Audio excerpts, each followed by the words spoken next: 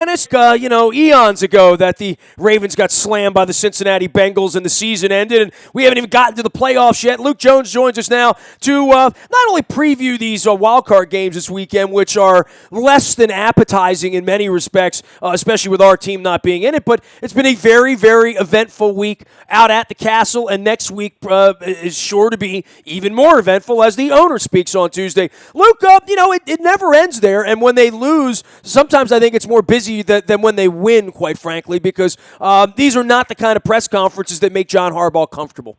Oh, no doubt about it. And at this point, it's not going to make anyone comfortable. I mean, 3 out of 4 years missing the playoffs. John Harbaugh talked on Tuesday. It's funny you use the word eventful because I would say it wasn't as eventful as we anticipated. I think most of us assumed, expected, fans were demanding Marty Morningwig at the very least to be replaced, and we come to find that he's going to return for 2017. So, as far as changes being made, nothing in that regard, but I think when you're talking about a team that has missed the playoffs 3 out of 4 years, and look, we can go back and look at each season and find things that happened. 2013, they clearly had personnel changes that were pretty dramatic from that Super Bowl team.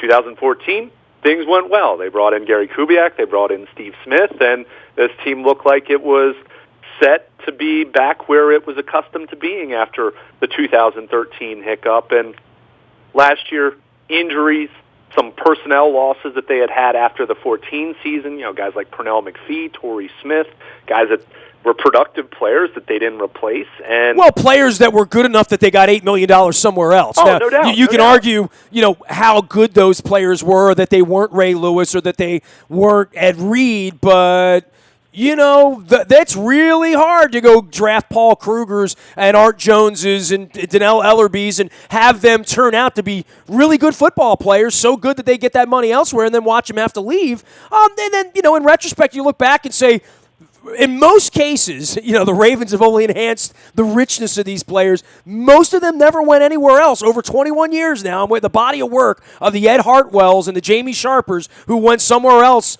and never got a third contract, for sure. Right, and that's fine. As I said at the time, when they let Torrey Smith go and he got the money that he got from San Francisco, and you see what's happened there, I don't think his production fall-off has been all about him. I think it's mostly been about their quarterback situation. But my point at the time is you have to replace that production, and that's where the Ravens have had the issues with replacing some of these players. And we go back to having some lackluster drafts and having some signings that haven't worked out. And the players they have extended, some of those haven't worked out very well, whether you're talking about Eugene Monroe, whose contract was a disaster. Let's call a spade a spade. Dennis Pitta, health being the big issue. Ray Rice's contract turned out to be a disaster, the Ray Rice too. Thing, which no one could have foreseen that. So there's been some bad luck. There's been some bad drafting. There have been some bad signings. There have been some players that they were counting on that just haven't been up to snuff. And throw the coaching in there. I'm fine with that. I certainly was not expecting Marty Morningwig to be back, but it definitely, it's interesting to see where this team is right now. John Harbaugh, I think we all would agree, and even privately, he would probably agree, yeah, the seat's warm. I've seen what's going on here, just like everyone else. But when you talk about some of the issues we just talked about, Ozzie Newsome, not saying he's going to be fired, but he should be feeling more heat than he has in a really long time because, this team needs to find more playmakers, and we've talked about that for 2 or 3 years now. So it's going to be fascinating on Tuesday to hear what Steve Bisciotti has to say. I want to hear what Ozzie Newsome has to say when, I think it was pretty clear if you heard John Harbaugh's press conference, he wasn't throwing anyone under the bus, but the fact that he is keeping his coordinators, that to me is a message that he's sending indirectly and saying, we need to have better football players. And that's something I've talked about. Look, John Harbaugh's not perfect. Dean Pease isn't perfect. This coaching staff isn't perfect. I was very much uninspired with what I saw from Marty Morningwig in his 11 games running this offense. But a lot of that does have to do with needing some more talent and needing some game-changing players. And we talked about it at the end of the Pittsburgh game. Antonio Brown and Le'Veon Bell were the ones making plays for the Steelers. And, the Ravens don't have any playmakers that come close to either of those two guys. So, it's one thing to talk about continuity, and John Harbaugh is clearly doing that, and I understand some of the rationale in saying, look, Marty came in after 5 games. He wasn't able to completely overhaul the system. I think there's a belief that what Mark Trestman did clearly didn't work for this offense, but I think there's a belief that it was a little more conceptual, a little more open-ended, and there's a belief that that wasn't a good fit for Joe Flacco. Flacco flourished under Gary Kubiak's West Coast system that was far more cut and dry and black and white in the route concepts and everything they did. And there's a thought, believe me, we'll see if this actually happens, but there's a thought that the way that Marty Morningwig truly wants to run the West Coast offense is more in line, not identical, more in line with how Gary Kubiak did things. We'll see. Again, there's the big question, well, who's Flacco going to throw the ball to when you don't have Steve Smith? Kamar Aiken did not sound like a guy on Monday who, if he has his choice, will be coming back. It sounds like he'd like to go elsewhere. Well, his career took a hell of a step backwards this year based on the offense, right? Not based on him dropping balls or, who knows what goes on the practice fields and whatnot, but, he did not get the kind of opportunity that a young man who had the kind of year he had. And you can't say that often about the Ravens, right? I mean, in 21 years, I haven't seen a lot of disgruntled Ravens, privately, publicly, or whatever, but when people aren't given an opportunity when they've proven themselves, that's, I could see where a guy like that would say, I just want to go play for the Lions or the Saints or something like that, Yeah, and it's something that wasn't surprising in that, look, when you had Steve Smith coming back and you brought Mike Wallace in and you had Brashad Perriman healthy and on the field, there's no doubt that Kamar Aiken's production was going to suffer. However, and you and I talked about this throughout the season, I don't see any reason why they couldn't have gotten him a little more involved. And, he has a few drops here and there, but everyone has a few. Steve Smith has a couple drops here and there. I think based on what he did last year, and also knowing that Steve was most likely going to retire, that was the expectation all year from the time that he announced last year, right around the new year, that he was going to come back for year number 16. They knew Kamar Aiken was going to be a free agent. So even with some long-term vision and saying, let's get this guy an extra target or two per game than we might normally, one, because we think he's a pretty decent player, two, keep him a little happier, and maybe you are able to keep him, and who knows? I mean, they still could bring him back, but at the same time, I also caution when you talk about a guy who put up big numbers in what was an injury-depleted offense, you got to throw the football to someone, and I like Kamar Aiken, but I still look at how this offense profiles right now, and they got to do better than just Kamar Aiken as a possession receiver. This team's got to find a legitimate number one, at least 1A kind of a receiver, because if you're just counting on Mike Wallace and Brashad Perriman and Chris Moore and Michael Campanaro right now, and that's kind of what you're looking at right now as far as guys under contract, it's not going to be nearly good enough. So, this might be the year that they have to go out and look for a free agent talent, and they might have to make a sacrifice elsewhere in regards to their cap to do it. I think a name that I've talked about a little bit, and a guy that I think on paper would be a good fit if the contract isn't nuts, is Pierre Garçon for Washington. A 1,000-yard receiver, high character guy, more of a possession guy who gets some yards after the catch. He's 30 years old, so you would think has at least another good 3-4 years in him. Well, he fits that bill of the Steve Smith, Bolden, that exactly. Mason, that veteran guy that they've not been able to develop these guys. They've been pretty good at signing, pretty good, wide receivers in their prime who know how to do this, who are already professionals. They haven't done a good job with the DeVar Darlings and the Clarence Moores and the Travis Taylors and that whole tree on this organization, right? And let's Brashad Perriman to this point. I think everyone would say, I don't think you can look at what he did in 2016. By the way, I forgot Mark Clayton. Throw him in there Mark too. Clayton. And he probably was more successful than most of those names that you mentioned. He at least had a few decent seasons for them. So I'm with you. this idea of if you're going to try to address wide receiver in the draft, I'm not saying I wouldn't draft a receiver at any point, but I'm very leery of saying, okay, the 16th pick is going to be a wide receiver just because I don't trust this organization to get it right. That's one thing, no matter how much success they've had over their 2 decades plus in Baltimore, drafting and developing wide receivers is not anywhere close to a success. Their record on the field has been better than their record at that. Oh, yeah. Sure. That's probably, from the right before they found Flacco, that quarterback would have been their big Achilles heel. But since then, since they found a franchise quarterback, you'd have to say wide receiver would be the top of the list as far as failures they've had. So, but it's really, if you're a Ravens fan, I get being upset about Morningwig. There's no doubt about it. As much as we've talked about running the football, the Ravens ran the ball less with Morningwig than they did under Mark Trestman. And part of that is they need to run the ball better. You look at their stats, they average just shy of 4.0 yards per carry. That's not very good. That's in the bottom 12 of the league. So you got to be more effective running the ball. But for anyone hoping that things change, and I looked it up, the last 2 seasons now, that's even taken into account that Matt Schaub and Ryan Mallett and Jimmy Clausen played games for this team in 2015. The Ravens have thrown more passes than any team in the NFL over the last 2 years. That's not a winning formula. It's just That's not. an incredible statistic. It is. I mean, it's amazing to think that. Well, and you would think any team throwing the ball that much, in my experience, would be a team that was like the 96 Ravens that was losing 31-13 at halftime every week, and you just have to go out there in the second half and throw 30 passes because that's what you do, and and it also is a way to pad quarterback statistics historically, and that really hasn't happened for Flacco either because this team hasn't had the receivers to pass the ball, right? Yeah, well, I mean, he padded his stats this year. I mean, the fact that this was his first 4,000-yard season, and most people would say that this was probably one of his 2 or 3 worst seasons of his career. I mean, at least I think that.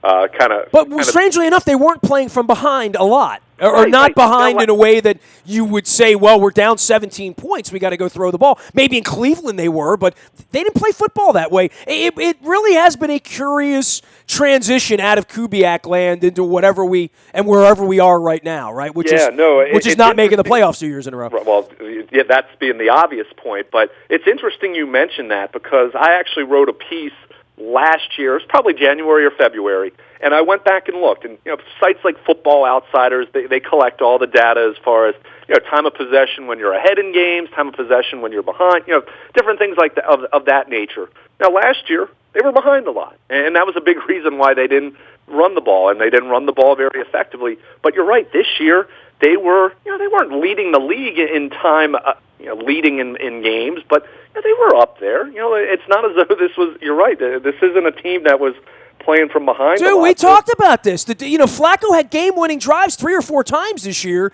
only to have the defense disallow it, literally, right? I mean, so we bitch about the offense and stuff, but there have been several times that the defense has been getting backed up, I mean, throughout the season, every month of the season. The Odell Beckham situation, the Dallas game, there was a lead. So I didn't feel like getting leads was a problem this year, and I look at these offenses, and I still think the first 8 to 10 weeks of the Ravens season this year, if I go back, you can blame Flacco, you can talk about the receivers. I think the offensive line just wasn't good enough for anyone to quarterback this team in October. That's how I felt about the line at that point. Yeah, early in the season, you're right. And I think there was a trickle-down effect here because, even talking to some people in the organization and other people that I value their opinion, as just watchers of football, I think you're right about the offensive line, especially in October. And then, this is a factor we haven't talked about too much, but you had that. You had your quarterback coming back from ACL surgery. I know Joe's not going to be the type to make excuses. I'm not even sure it was something that he was consciously doing, but I think because of that, because of the knee, because of the ineffective line play, I think that kind of broke him for the rest of the year to the point that I think he was going through his progressions too quickly at times and getting rid of the ball too quickly. And then there were other times where he was holding on to it too long. And, his timing, his clock. Buck Showalter talks about this in baseball a lot, talks about a player's inner clock, and talks about how when a guy's out for a long time, it takes a while to get that back. And certainly a quarterback's going to have a good clock. You have to be able to anticipate the timing of your routes. You got to be able to anticipate pressure coming from the blind side. I mean, it's something that good quarterbacks have, and that's something that I think Joe Flacco in 2016 anyway was lacking. Some of it wasn't his fault. Some of it was his fault, and I think that's something that the Ravens, with this decision to bring back Morningwig, there's a thought that one, he could make changes to this offense that gets it back closer to to the concepts they were trying and the routes that they were trying to run with Gary Kubiak, and two, it makes just a little more continuity, and it does put a little bit more on Flacco to say, hey, look, we're going to fix, we're going to shore up this offensive line. They're going to take a long look at finding a center. I think there's a sentiment that Jeremy Zuda is not going to be the guy in 2017, but you got to find his replacement, and maybe that's John Urschel, but I'm not sure that's the guy because we haven't seen him really have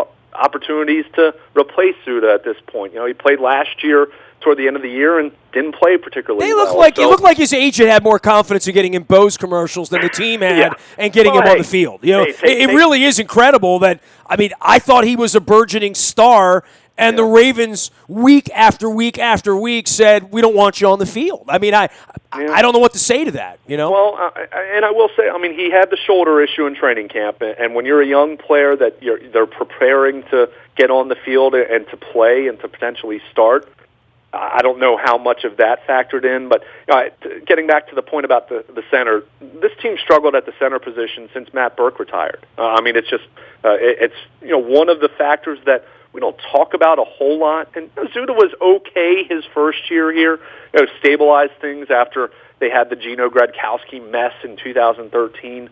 But I think that's something that they feel can help this offense a lot. By the way, I've had three people this week talk about the Atlanta Falcons and signing Mack from Cleveland, who was, who I had on the show back in March at the Ed Block Awards, and saying that was the single difference maker for the Atlanta Falcons having a bye. Right? And when I think back to what Matt Burke represented, and I know the way Flacco has spoken about him,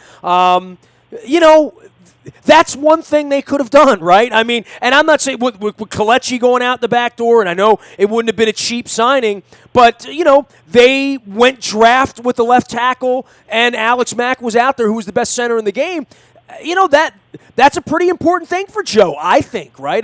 He hasn't been the same without Matt Burke, and I don't think he'll be the same until he gets a center that's sort of kind of like that. Yeah, and I think that's a fair point. To me, and even though they've kept Morningwig, and I think there was an argument to be made that bring someone else in that might be a little more creative, a little more cutting edge, with the thought that this team doesn't have a ton of talent on the offensive side of the football now, especially with Steve Smith having retired and knowing you're going to have to replace that kind of a receiver, at least the things that he does. Not going to find another Steve Smith per se. But I think one thing you do look at is you got to fortify this offensive line a little bit more. They made some progress, and I think 3/5 of it looks to be in good shape. I really like what I saw from Ronnie Stanley at the end of the year. I think Alex Lewis can be a above average left guard. They're going to have Yanda back at right guard. They've already said that. It's just right now just a decision whether he's just going to rehab the shoulder or if he's going to have surgery, which he's had that surgery, I believe, on the other shoulder, let's say 3-4 years ago, and he was able to come back from that and didn't miss time. So they have those three pieces. You got to find out what the market's going to be for Rick Wagner. I think if it's reasonable, you'd like to bring him back, but at the same time, I don't think you can spend $7 or $8 million a year for a right tackle. So, maybe money that might have been allocated to him, maybe you look at that for the center position. Problem is there aren't a lot of centers projected to be out on the market. Well, that was my point. My point is there's never been more than 3 or 4 centers that you would brag about, since Dermontti Dawson, Typically it's, those are kind of like premier corners and premier quarterbacks. They don't really get to the market too often. So I think there is a thought perhaps there's a guard in the draft that they feel can play center. And, it's got to be the right guy. You can't just say that with any random guard that you find, but perhaps there is a guy middle of the second round that they say, you know what, this is a really smart kid.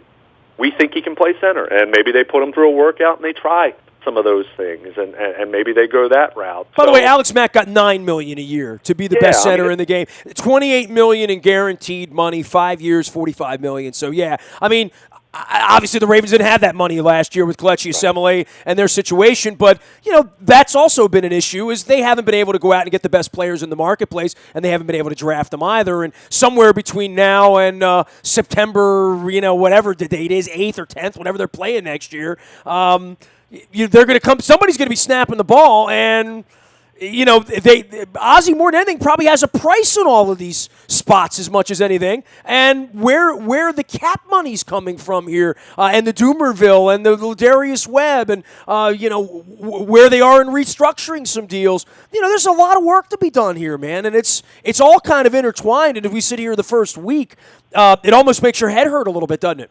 Yeah, because I think for the first time in a long time, Ness, I'm not convinced. If you're going to ask me right now if they're going to be better than 8-8 or a little bit worse than 8-8, I don't know what to tell you. Yeah, if you had to make a case that they're going to make the playoffs next year, that you could say right now, can they be a playoff team next year? Sure. Yeah. Will they right now? If I had, I don't know what Vegas's numbers on it. Right now, I'd say Pittsburgh's better than them, and I would guess that Pittsburgh will lace them up the first week of September, perceived to be better than they are now. Right? It's just it comes down to you got to find some football players. This team already needed some more playmakers, but now you look at some of the guys that they're going to be losing, either by free agency or by just managing the cap and saying, it's fine to say Elvis Doomerville's too expensive, and I get that, and I wrote about it at WNST.net on Wednesday about revamping this pass rush. And clearly he's not the guy he was 3 years ago, or at least didn't play that way, and we know he was coming off of off-season Achilles surgery. That's what it ended up being. But, and I get it, he has an $8.375 million salary cap figure, but this is already a team struggling to find a pass rush as it is, and he had a couple sacks at the end of the season. That's not me advocating keeping him. It's saying, well, that's already a weakness, and then you're going to get rid of him on top of that. Where are you getting that help? Now, if you tell me Matt Judon's going to be a piece, fine. I'll buy some stock in that. If you're going to sell me on Zadarius Smith, I saw that in 2016. I'm not convinced he's going to be a difference maker. So Suggs is going to be another year older. So you kind of just look at these pieces. You talk about managing the cap. You talk about the needs they had anyway. Guys that they're having, guys that are departing. Steve Smith to retirement, and you mentioned Ladarius Webb. Well, Brandon Williams is departing too, right? You would. Yeah. You would think, as much as you'd love to keep him, and he's a heck of a player. He's going to be this year's Osemele, right? Somebody's just going to give him a whole lot of money, period. Someone's going to give him money to be that all-around dominating defensive tackle. They're going to give him Haloti Ngata in his prime kind of money. You would think someone will give him that. But as much as I like Brandon Williams, he's not Haloti Ngata. So... And I'm talking Ngata 6 years ago, just for anyone listening, wondering, bringing up someone who's at the end of his career. Well, that could be said for all the guys that disappeared. Yeah. Pernell McPhee was not Terrell Suggs. We go down the list. Donnell Ellerbe was not Ray Lewis. Paul Kruger was not Terrell Suggs, right? So, and when these guys disappear, then you say, all right, well, you got to go got another fourth-round guy from the middle of Missouri who can come in and not be Haloti Ngata, but at least be, 6/9 of Haloti Ngata, or whatever the number would be.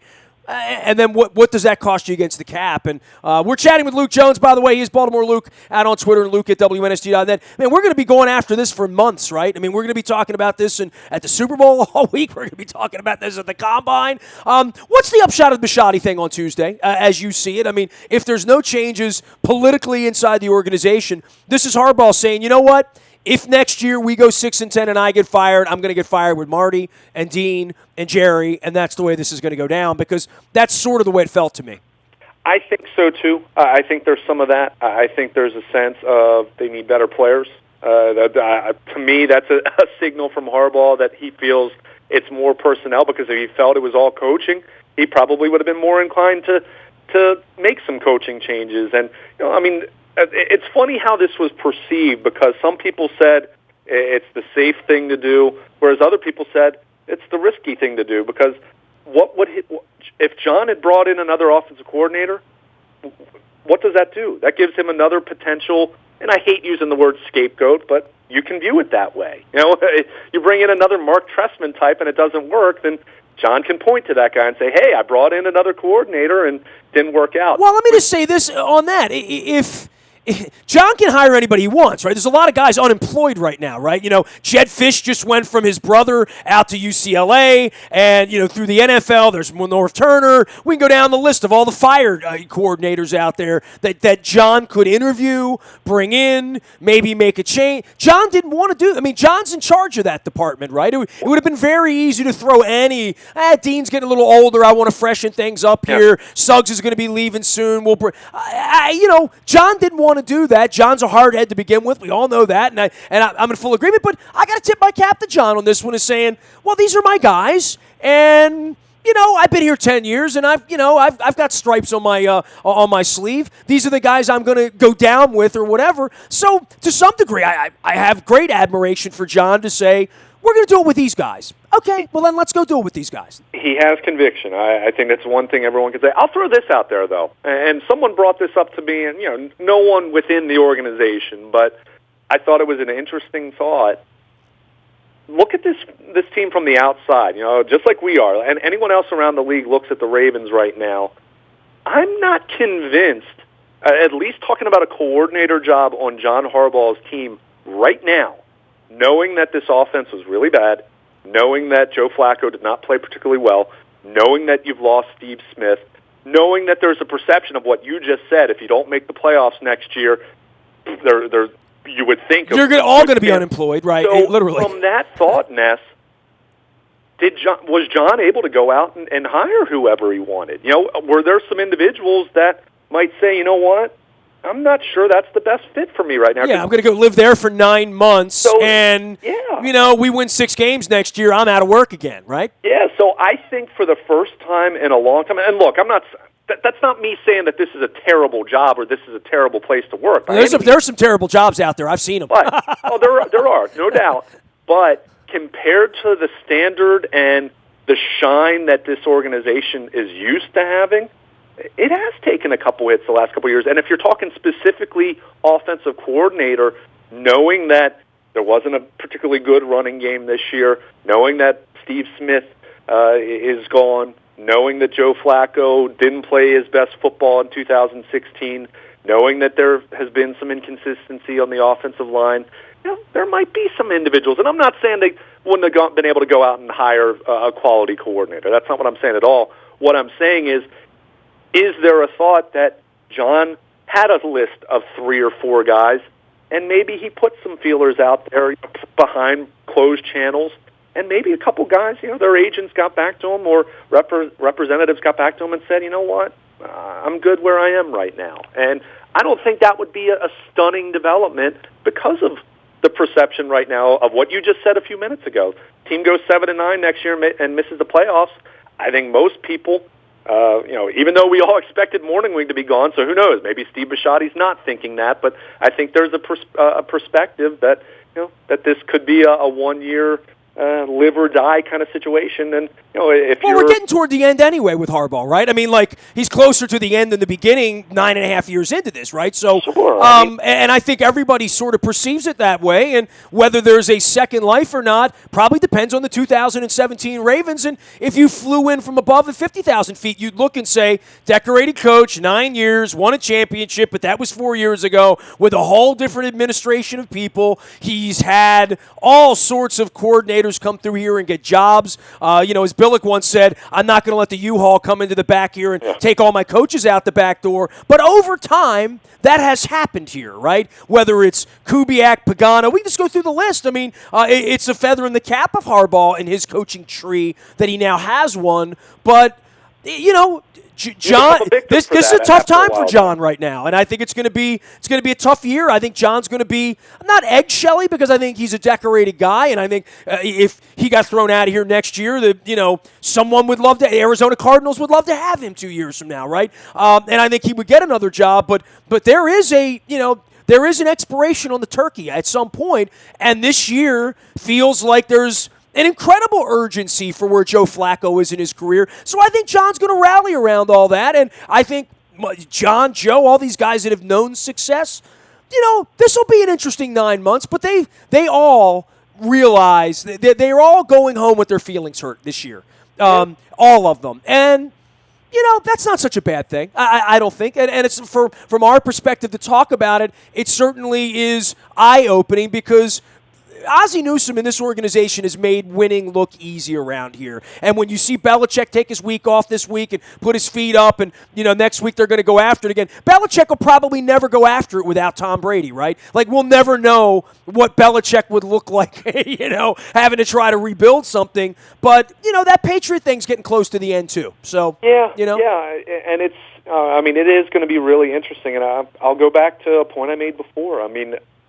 What you just said about Harbaugh's expiration date approaching here and maybe very, very rapidly, I think the wild card is, do the Ravens find an Antonio Brown in the draft this year? And I'm not talking drafting a receiver in the first round. I'm saying, do you get lucky and find a playmaker? They need to get lucky. They need to find some good football players with scouting acumen, but they need to get lucky, too. They need to find a couple playmakers. This team, and this goes back to the discussion I had with you after the Pittsburgh game in saying, all right, this team was really close to having a spot in the playoffs and having a chance to win the division in Week 17, but they didn't do it, and you looked at some of the losses they were going to have and free agents and cap casualties and the age of this team as far as some of the veterans that they're counting on, and you ask the question, are they moving in the right direction, or are they slowly moving away from that? And the biggest thing that can combat the Harbaugh expiration date coming soon is finding a couple game changers. And it's the same thing we've talked about for 2 or 3 years now. Not easy to do. They're not available at every 5 picks in the draft necessarily, but there are guys that are out there, and the Ravens, they got to find a couple of them. And whether that's another corner, and I think Harbaugh made it clear they need to find another corner. They can't have this pass defense fall apart every time that Jimmy Smith is not on the field. And some of that's coaching, fine, but I think some of it is you had Sharice Wright, who was a street free agent last year and clearly did not play with any confidence this year beyond Week 1. And you had Gerard Powers, who was available on a 1-year deal back later in the spring this past offseason. And, your best corner down the stretch was Tavon Young, a 4th-round pick. And look, I think Tavon Young was a great find, but when he's your best corner, that shows the state of your secondary. So can they find a corner? Can they find an edge pass rusher? Can they find a center? Can they find a wide receiver? This is a pretty extensive list. And, not to put all the heat on Ozzie Newsome and the scouting in front office, but I'm not sure they're going to be able to find all of those things in one off season. That would be one of the all-time great off seasons in franchise history. So, well, that's where the Urschel steps up, or the Carl Davis steps up, or the Judon steps up, or the Brent Urban steps up, or I don't know where. I'm just making this up. But no, you're right, and that's where I think you make an argument to say, that's where maybe you need to be bold and think outside the box with a coaching hire. And instead, John's going to go with his same guys. And look, if that's what he feels best is best for his football team, and Steve Bisciotti and Ozzie Newsome are going to say, "Okay, John, that's fine." It's kind of like they're giving him the rope to be the victim of himself, so to speak.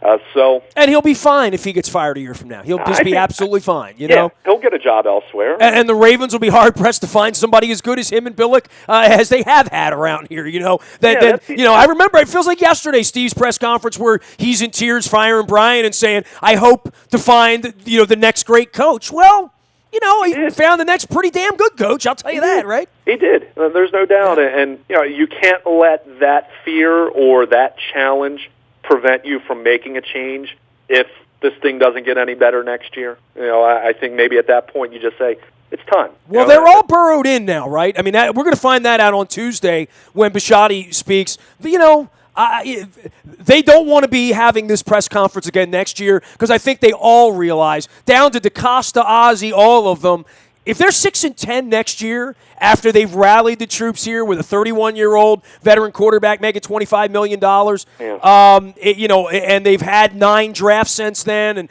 they're 4 out of 5 years not making the playoffs, they all realize that they're probably all going to be looking for new work this time next year if they don't make the play. So there is, the fires, the flame's going to be hot here the next 9 months for them to get better. And, I sense that I know all of these people.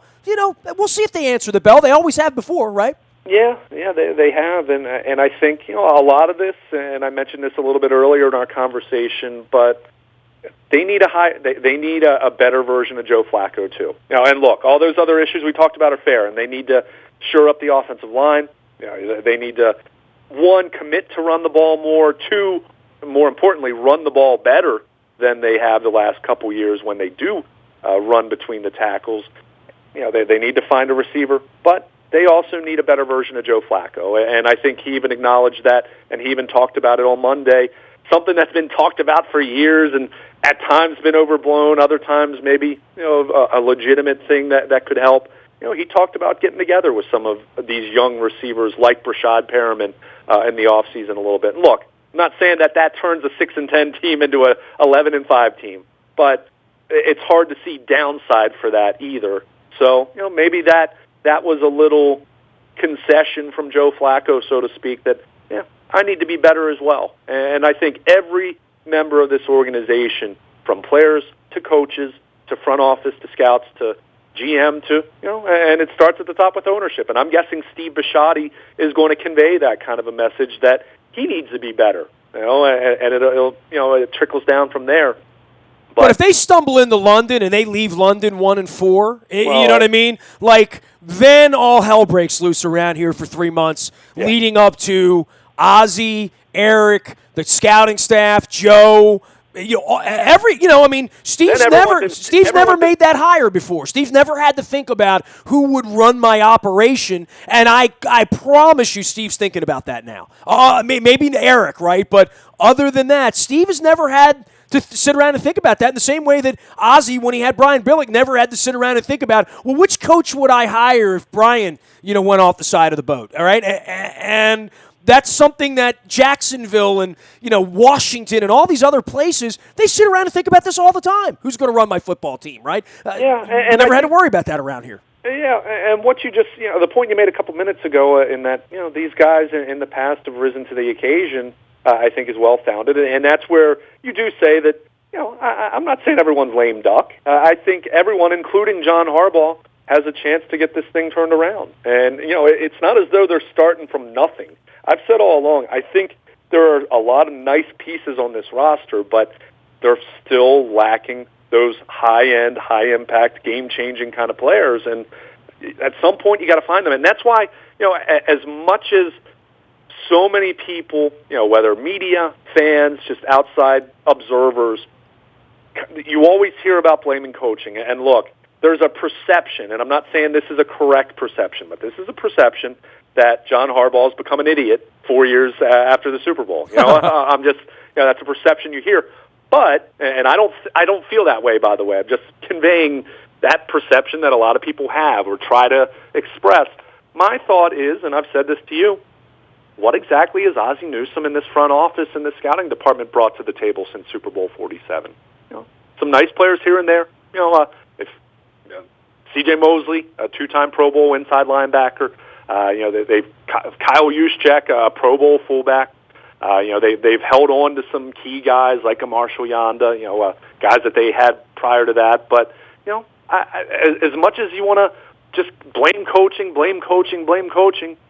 what has Ozzie Newsome brought to the table over the last 4 years? And I'd say it's not up to snuff with what he did for the longest time here in Baltimore. That's not to say he needs to go, but it is to say he needs to be better at what he can handle and what his scouts have done and what he's done with the draft and what they've done with free agency. And perhaps they need to alter some of their philosophies. Here's a perfect one. I can recall right after Super Bowl 47, the Ravens talked a lot about being strong up the middle on defense. And who did they draft? Matt Elam, Arthur Brown, Brandon Williams. One of those three worked out really well. The other two were nothing short of a disaster when you were considering their first and second round picks. So my thought is maybe being strong up the middle and that thought of playing football in a phone booth, that might have been the best way to work in 1996 and 2000 and 2006 and maybe even 2008, 2009, 2010. But we're seeing more and more in this league. It's become more wide open, more offense, more pass-oriented. It's more like the CFL and having a bunch of Zach Orr, 240-pound guys that can run around and not as many sort of beastly guys in the middle, right? Right. So maybe and I'm just using the 2013 pre-draft conversation as an example, maybe there's less of a thought that those positions are, not that they're completely unimportant now, but less important, and maybe you do finally need to pump some more resources into corner. And they've used resources at edge rusher. I don't want to say they haven't. Suggs and Dumerville have made a lot of money the last few years, but got to get younger. I think you need to scout and focus on those positions more. We've talked about this a lot. They haven't taken a corner before the fourth round since 2011 when they drafted Jimmy Smith. Maybe those are some positions, and maybe wide receiver out on the free agent market is a spot that they have to say, you know what, we might have to make a sacrifice. We might have to let Rick Wagner go and trust that we're going to find a competent right tackle, and maybe we need to go out and get a Pierre Garçon. I think those are the types of conversations that Ozzie Newsome and Eric DeCosta and the front office need to be having at this point, because the way that they philosophically have tried to put together these rosters the last 3 or 4 years, it hasn't been good enough. It hasn't been dreadful. They haven't gone 2-14, but 8-8's not the standard that's been set here, and that's a credit to all of them. That's a credit to the coaching staff, the front office, the scouts, everyone. Steve Bisciotti. They've created a very high standard, but when you have done that, people know you're capable of doing it. So when it doesn't happen, then you do become a victim of your own success. So that's kind of where this team is right now, and they're kind of stuck in between. They're not dreadful. They're picking 16th right in the middle of the first round. But no man's land. You kind of feel, I'd be hard-pressed. I'd be lying if I told you I felt that they were really, really close to being back to being that 11-5, 12-4 team. I think they're going to have an amazing off-season for them to kind of sniff that territory. He is Luke Jones, and Baltimore Luke out on Twitter, as well as Luke at WNST.net. I am Nasty at WNST.net. Together, we're at WNST.net, serving up that morning newspaper to your email inbox at 7 a.m. each and every morning. It's all brought to you by Planet Fitness and PlanetFitness.com. And, of course, the Buy a Toyota Audio Vault houses all of our good stuff here. If you want to check it out, you can download the TuneIn Radio app and listen live, or you can go to buyatoyota.com's Audio Vault at WNST.net. Long weekend, lots of football. Steve Bisciotti meets the media on Tuesday. We're talking Ravens. We're going to talk some Caps, some Terps, lots of other stuff going on, as well as NFL playoffs here and hirings and firings as well. We are WNST.net, AM 1570 and WNST Towson, Baltimore, and we never stop talking Baltimore sports.